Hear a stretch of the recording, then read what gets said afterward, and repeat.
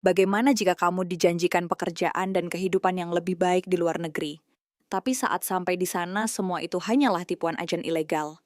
Apakah nasib pemuda ini akan makin terpuruk atau sebaliknya? Mari kita simak ceritanya sampai selesai. Jangan lupa like, komen, dan subscribe. Dingin malam, Australia benar-benar menusuk tulang. Menusuk sampai ke somsum. Angin menyapu jalanan kota Melbourne yang mulai sepi menjelang tengah malam. Di antara bayangan lampu jalan yang kekuningan, berdiri seorang pria muda asal Bandung bernama Rico, dengan jaket tipis dan koper tua yang tampak sudah usang. Matanya nanar, menatap kosong ke depan. Ia baru saja mengalami pukulan berat, diusir dari rumah kontrakan kecil yang selama ini ia tinggali oleh pemilik rumah yang marah karena tidak dibayar tepat waktu. Padahal, semua itu bukan salah Rico. Majikan tempat ia bekerja sebagai tukang kebun di pinggiran kota telah kabur 2 hari lalu. Membawa semua uang dan tanpa memberi gaji Rico selama 2 bulan terakhir. Rico bahkan tak diberi waktu untuk menjelaskan. Sekarang ia benar-benar sebatang kara. Tak ada teman, tak ada tempat bernaung, dan yang lebih menyakitkan, tak ada keadilan. Ponselnya sudah mati sejak sore. Ia tak bisa menghubungi siapapun, bahkan tak tahu siapa yang bisa dihubungi. Kontaknya hanya majikan, satu-satunya yang ia kenal di negeri ini, dan orang itu kini telah menghilang. Isi dompetnya tinggal beberapa lembar dolar kertas dan recehan yang tak seberapa. Uang itu mungkin cukup untuk 1 kali makan murah di convenience store. Tapi lalu apa? Matanya mulai memerah. Bukan hanya karena angin dingin yang menyerang, tapi karena air mata yang sudah tertahan sejak tadi siang. Ia terlalu malu untuk menangis, namun terlalu lelah untuk terus kuat. Rico menghela napas panjang. Ia datang ke Australia dengan harapan sederhana. Kerja halal, kirim uang ke orang tua, dan mungkin nanti bisa buka bengkel kecil di Bandung. Tapi harapan itu kini terasa seperti mimpi yang dihancurkan dengan kejam. Ia dibuang seperti sampah oleh sistem yang tak mengenalnya, di negeri yang tak mengingatnya. Beberapa orang melewatinya di trotoar itu. Sebagian menoleh sekilas, sebagian lainnya bahkan tak melirik sama sekali. Tak ada satupun yang berhenti. Mereka terlalu sibuk, terlalu terburu-buru, atau mungkin terlalu takut untuk peduli. Rico akhirnya duduk di trotoar dingin, memeluk koper tuanya sambil menunduk pasrah. Ia mencoba menahan tubuhnya yang mulai menggigil sambil berharap pagi segera datang dan memberinya sedikit harapan. Tapi langit malah menggantungkan awan gelap yang tak bersahabat. Hujan tipis mulai turun, membasahi rambutnya, bahunya, dan koper tua yang kini menjadi satu-satunya harta miliknya. Napasnya keluar dalam uap tipis. Ia memejamkan mata, mencoba menenangkan diri, tapi yang muncul justru bayangan wajah ibunya, dan rasa malu karena gagal menjaga harapan yang dibebankan padanya. Di negeri orang, Rico merasa benar-benar tak punya harga diri. Tiba-tiba, suara mesin mobil berhenti di pinggir jalan. Rico membuka mata, sedikit terkejut. Sebuah sedan hitam mengerem pelan tak jauh darinya. Dari dalam keluar seorang wanita bule, usia sekitar 40-an, dengan mantel wol merah dan rambut pirang yang diikat rapi. Wajahnya serius, tapi tak menunjukkan niat buruk. Di tangannya ada payung besar berwarna hitam, dan ia berjalan perlahan mendekati Rico. Langkahnya tenang tapi mantap, seolah tahu betul apa yang ingin ia lakukan. Rico menegakkan punggung sedikit waspada. Wanita itu berhenti beberapa langkah di depannya, menatapnya langsung. "Are you okay?" tanyanya dalam suara berat namun terdengar tulus. Dalam kebekuan malam itu, suara wanita itu seperti petir kecil yang memecah keheningan. Rico tak langsung menjawab. Tak tahu harus menjawab apa, tapi dalam hati kecilnya, ia merasa baru saja diberi secercah cahaya. Rico tidak tahu harus berkata apa. Lidahnya keluh, pikirannya campur aduk antara malu, cemas, dan lega. Wanita itu masih berdiri di situ, tak bergerak. Tatapannya penuh perhatian, bukan curiga. "You look cold. Hungry?" Tanyanya lagi. Kali ini, Rico hanya mampu mengangguk pelan. Perutnya memang kosong sejak pagi, dan tubuhnya sudah tak mampu menahan dingin. Wanita itu lalu mengulurkan tangan. Sopan tapi yakin. "Come, I don't bite." Rico ragu sejenak. Ia menatap tangan itu, lalu wajah wanita itu. Apakah ini jebakan? Ataukah pertolongan yang tulus? Tapi dalam kondisi seperti ini, bahkan sekedar niat baik adalah anugerah. Dengan langkah berat, ia bangkit berdiri dan menerima uluran tangan itu. Mereka mulai berjalan perlahan menuju mobil, di bawah payung hitam yang menghalau hujan tipis. Hati Riko masih berdebar. Tak tahu apakah ia baru saja menyelamatkan diri, atau malah masuk ke jurang yang baru. Wanita itu membawanya melewati jalanan sepi di pinggiran kota. Mobil melaju tenang, dan di dalamnya hanya suara wiper menggesek kaca yang basah. Tak lama, mereka sampai di sebuah rumah 2 lantai bergaya klasik, dengan taman kecil yang rapi dan lampu kuning hangat memancar dari balik jendela. Rumah itu terlihat sunyi, tapi tidak menyeramkan, lebih seperti menyimpan kesedihan yang tenang.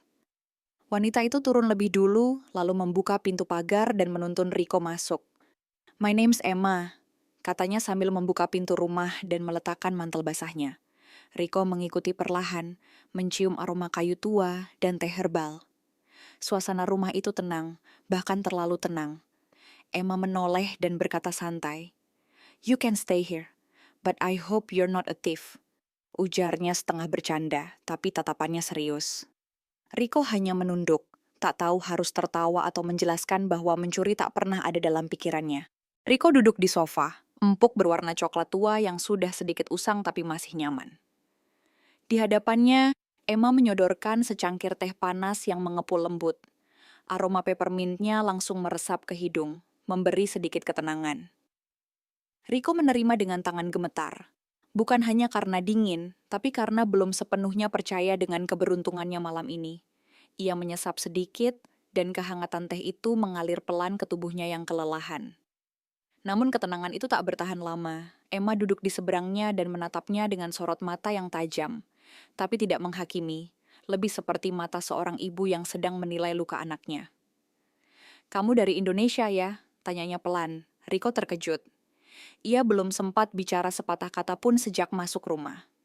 Dari mana Emma tahu? Ia hanya mengangguk, pelan dan mulai merasa bahwa wanita ini bukan orang biasa. Riko menghela napas panjang. Untuk pertama kalinya sejak tiba di Australia, ia merasa bisa bicara jujur tanpa rasa takut. Dengan suara pelan, ia mulai menceritakan semuanya. Tentang keberangkatannya dari Bandung, tentang tawaran kerja ilegal sebagai tukang kebun, dan tentang bagaimana bosnya pergi begitu saja tanpa memberi gaji. Ia bercerita pula tentang malam-malamnya tidur di lantai garasi, makan dari sisa buah yang jatuh dari pohon, dan akhirnya terdampar di trotoar dingin. Emma mendengarkan dengan tenang, tidak memotong, tidak menyela, hanya sesekali menyesap tehnya sambil terus menatap Riko. Wajahnya makin serius, tapi tidak menunjukkan rasa iba berlebihan. Ia hanya mendengarkan, seolah sedang menilai apakah lelaki di depannya ini layak diberi kesempatan kedua. Riko merasa telanjang, tapi entah kenapa, ia juga merasa aman. Beberapa menit setelah cerita itu berakhir, Emma meletakkan cangkirnya dengan lembut ke atas meja. Ia menatap Riko dengan wajah datar, lalu berkata, "Pelan tapi mantap. Kalau kamu mau kerja jujur, aku bisa bantu." Kalimat itu sederhana, tapi bagi Riko, itu seperti pintu besar yang tiba-tiba terbuka di lorong gelap. Namun belum sempat ia menjawab, Emma melanjutkan. Suaranya sedikit mengeras, "Tapi jangan macam-macam. Rumah ini punya banyak kenangan, dan aku bukan perempuan sembarangan." Riko mengangguk cepat, nyaris panik. Ia bisa merasakan peringatan di balik kata-kata itu, bahwa tempat ini bukan sekadar tempat menumpang tidur. Ini tempat yang harus dijaga, dihormati, dan tidak boleh disalahgunakan. Namun di balik peringatan itu, ada juga isyarat samar tentang peluang, tentang sesuatu yang mungkin bisa tumbuh, jika ia mampu menjaga kepercayaan. Hari-hari berikutnya berjalan pelan namun pasti. Riko mulai membantu di rumah itu dengan pekerjaan-pekerjaan kecil. Membersihkan halaman, menyiram tanaman, memperbaiki pagar kayu yang lapuk, bahkan naik ke loteng untuk memperbaiki atap bocor. Emma memberinya makanan cukup, kamar kecil di lantai atas, dan kadang-kadang menemani minum teh di sore hari. Tapi walaupun Emma bersikap baik, ada jarak yang tetap teras. Ia tak banyak bicara, dan kadang bersikap dingin seperti ingin menjaga tembok di sekelilingnya. Riko pun tak pernah berani melampaui batas. Tapi setiap kali mereka duduk bersama di ruang tamu, berbagi teh dan diam, batas itu seolah memudar. Kadang, Emma akan tertawa kecil pada candaan Riko, atau bertanya tentang Bandung. Saat-saat itulah Riko merasakan sesuatu yang berbeda. Bukan hanya syukur karena diselamatkan, tapi juga harapan bahwa mungkin ia bisa menjadi bagian dari rumah ini. Suatu malam badai menerjang kawasan tempat mereka tinggal. Angin kencang disertai hujan deras menghantam jendela, dan lampu rumah tiba-tiba padam. Emma langsung mencari lilin sementara Riko dengan sigap mengambil senter kecil dan naik ke loteng untuk memeriksa kabel listrik. Tangga kayu menuju loteng licin karena rembesan air, tapi Riko tetap nekat. Ia tak ingin membuat Emma panik atau merasa tergantung. Namun saat menuruni tangga, kakinya terpeleset dan ia terjatuh cukup keras. Suara benturannya membuat Emma berlari ke arahnya dengan panik. Riko meringis, lututnya terasa ngilu, terkilir. Tanpa pikir panjang, Emma membantunya ke sofa dengan susah payah. Ia melepas kaos kaki Riko, menyeka luka ringan, dan mulai mengompres kakinya dengan handuk hangat. Wajahnya serius, penuh perhatian, dan untuk pertama kalinya, sentuhannya terasa sangat lembut. Malam itu, tak hanya lampu yang padam, tapi juga tembok dingin di antara mereka mulai runtuh sedikit demi sedikit. Di bawah cahaya lilin, suasana berubah menjadi tenang, namun syarat emosi. Riko duduk bersandar dengan kaki yang dibalut perban sederhana. Sementara Emma duduk di karpet dekat kakinya, tangannya masih memegang kain hangat. Mata mereka bertemu, lama, tanpa canggung. Dalam sorot mata Emma, Riko melihat sesuatu yang selama ini tak pernah ia bayangkan dari wanita itu, kesepian yang dalam. "Kamu tahu, Riko," bisik Emma perlahan, suaranya nyaris tenggelam oleh suara hujan di luar. "Aku pernah kehilangan suami karena kecelakaan. Sejak itu, aku kesepian." Ia mengusap pelipis Riko dengan lembut. Jemarinya seolah menyampaikan kata-kata yang tak bisa diucapkan. Riko diam. Bukan karena tak peduli, tapi karena tak tahu harus berkata apa. Yang ia tahu, napasnya mulai terasa berat. Jantungnya berdegup tak karuan. Bukan karena sakit, tapi karena ia merasa sangat dekat. Lebih dekat dari sebelumnya. Beberapa detik berlalu dalam keheningan, hingga akhirnya Emma mendekatkan wajahnya, perlahan seolah meminta izin tanpa kata. Ia mencium kening Riko. Pelan, hangat, penuh rasa. Tak ada nafsu terburu-buru. Tak ada gelora sesaat. Yang ada hanya ketulusan. Kening yang ia kecup seakan menjadi tempat ia menaruh sebagian luka hatinya. Riko memejamkan mata, membiarkan momen itu berlangsung tanpa gangguan. Di ruangan yang hanya diterangi cahaya lilin, mereka duduk berdua, terdiam namun terhubung begitu kuat. Riko mulai mengerti bahwa ini bukan tentang syahwat. Ini tentang dua jiwa yang sama-sama kehilangan sesuatu dalam hidup. Dan malam itu, keduanya saling menemukan. Ia tak tahu harus berbuat apa, tapi tubuhnya perlahan condong, menyambut kehangatan yang belum pernah ia rasakan sejak lama. Ada ruang kosong di hati mereka masing-masing. Dan sepertinya malam itu, ruang itu mulai terisi.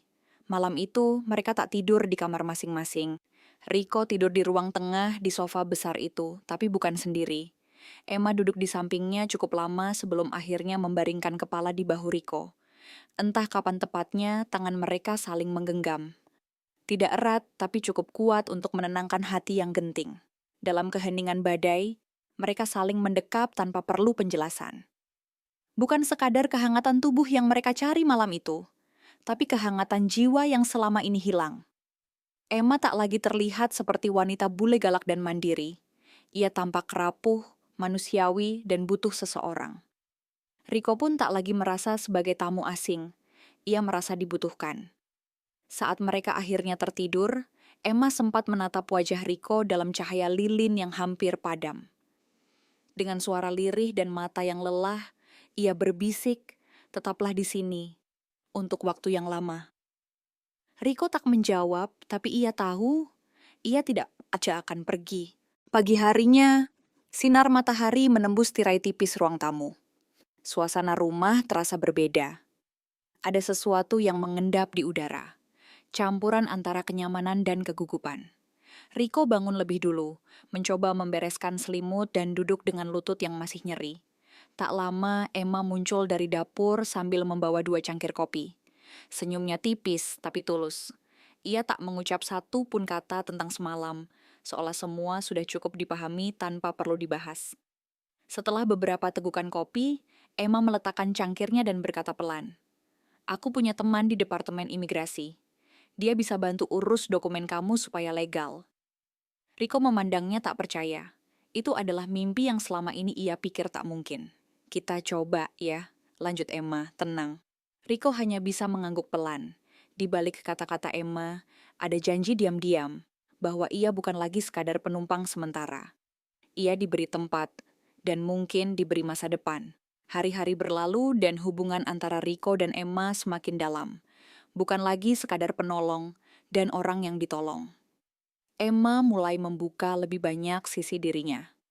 Ia bercerita tentang masa lalunya, tentang suaminya yang meninggal di usia muda, tentang kesendiriannya selama bertahun-tahun.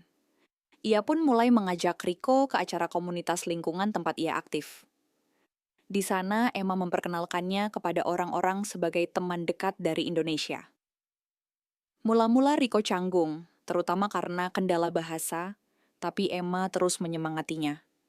Ia mulai belajar bahasa Inggris lebih serius, membaca kamus setiap malam, dan menonton film tanpa subtitle.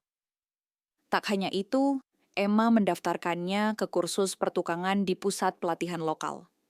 Riko mulai menemukan kembali harga dirinya. Ia bukan lagi orang asing yang tersesat, ia kini bagian dari kehidupan yang nyata, penuh tujuan, dan perlahan penuh kasih. Suatu malam setelah makan malam, Riko dan Emma mencuci piring bersama di dapur. Sambil membilas gelas, Riko mencoba bercanda dalam bahasa Inggris. Ia ingin menyebutkan sendok, tapi salah ucap. Mengganti kata spoon menjadi sperm. Seketika dapur itu meledak oleh tawa Emma. Ia tertawa keras sambil memegangi perutnya, dan Riko pun tertular. Mereka tertawa sampai air mata mengalir di sudut mata. Tapi tak seperti air mata yang dulu sering hadir karena kesedihan atau ketakutan, air mata malam itu hadir karena sesuatu yang hangat. Tawa mereka bukan hanya lucu, tapi juga penuh keintiman. Momen kecil itu jadi penanda bahwa mereka mulai benar-benar nyaman. Di balik kekonyolan, mereka saling melihat. Bukan hanya dengan mata, tapi dengan hati. Bahwa di tengah dapur sederhana itu, kebahagiaan bisa tumbuh dari kesalahan bahasa yang polos. Setelah tawa mereda dan piring terakhir dibilas, suasana di dapur berubah tenang. Riko menatap Emma yang sedang menyeka tangannya dengan lap kering. Ada sesuatu yang mendorongnya dari dalam. Mungkin keberanian yang lama tertahan. Ia mendekat, lalu perlahan menggenggam tangan wanita itu. Sentuhan itu membuat Emma menoleh. "Saya mungkin bukan siapa-siapa di sini," ucap Riko pelan dengan aksen khas Sundanya. "Tapi kalau kamu butuh orang yang jujur dan setia, saya ada." Kata-kata itu keluar begitu saja, tanpa skenario, tapi penuh kejujuran. Emma tak menjawab dengan kata-kata. Ia hanya mendekat dari belakang, memeluk tubuh Riko dengan lembut, dan menaruh dagunya di bahunya. Diam-diam, mata Emma berkaca. Ia tak butuh banyak janji. Ia hanya butuh seseorang yang nyata, dan malam itu, pelukan jadi jawaban yang paling cukup. Waktu seolah berjalan lebih cepat sejak hari-hari, mereka dipenuhi oleh tawa dan kerja bersama. Rumah yang dulu terasa sepi, dingin, dan terlalu besar, kini berubah menjadi tempat yang hidup. Taman belakang yang dulu terbengkalai, kini dipenuhi bunga lavender yang mekar dengan wangi lembut. Riko merawatnya setiap pagi, kadang ditemani Emma yang membawa 2 cangkir kopi. Mereka duduk di bangku kayu, berbincang atau sekadar menikmati diam. Setiap pagi, suara tawa dari 2 manusia berbeda bangsa, budaya dan masa lalu memenuhi udara. Tak ada lagi rasa asing, tak ada lagi sepi. Mereka saling melengkapi dalam cara yang tak bisa dijelaskan dengan logika. Riko merasa menjadi bagian dari sesuatu yang hangat, dan Emma pun menemukan kembali arti mencintai dalam diam dan kesederhanaan. Di antara bunga dan cahaya pagi, kesepian mereka perlahan berubah menjadi kebersamaan. Ulang tahun Riko tiba di musim semi. Pagi itu, Emma menyuruh Riko duduk di bangku taman belakang sementara ia masuk ke dalam rumah. Beberapa menit kemudian, ia kembali dengan sebuah kotak kecil berwarna biru. Riko membuka kotak itu perlahan, dan di dalamnya tergeletak cincin perak sederhana. Tak mewah, tapi sangat berharga. Emma duduk di sampingnya, menatap mata Riko sambil berkata, "Aku enggak minta kamu kaya, Riko. Aku cuma minta kamu tetap jadi kamu." Riko menatap cincin itu, lalu menatap wanita yang kini menjadi rumah baginya. Air matanya jatuh, bukan karena sedih, tapi karena haru yang dalam. Ia memeluk Emma erat, sangat erat. Dan untuk pertama kalinya sejak ia menginjakan kaki di tanah Australia, sejak ditipu, diusir, dan nyaris menyerah, Riko benar-benar merasa pulang. Bukan ke tempat, tapi ke hati seseorang yang menerimanya seutuhnya.